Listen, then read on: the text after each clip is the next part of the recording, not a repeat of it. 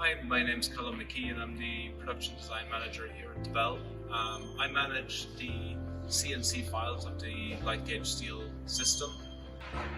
So every bit of steel that you would see in the module, from the wall studs, the headers, the blocking, it's all represented in our digital model. And designing like this allows us to coordinate our plumbing, our electrical, our mechanical to a really high level.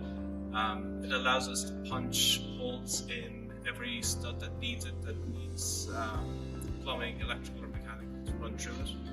And this means when the plumbers or the electricians come to site, they don't need to drill through the studs, they can just install their stuff straight away, and it reduces labour time. Designing with this CNC files as well massively reduces waste, and the little waste that is produced can be recycled afterwards. These machines are our cold form rollers, so we buy our steel in bulk in these coils. They roll through the machines and they're bent into the profiles that we use in our projects, and then our CNC files are plugged into these machines and it spits out the material in almost like a Lego format, where the pieces just click in together and then the framers come along and rivet them together.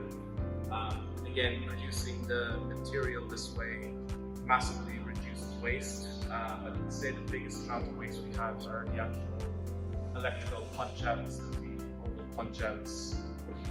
So the contents of this bin are basically the punch outs that come out of the machine.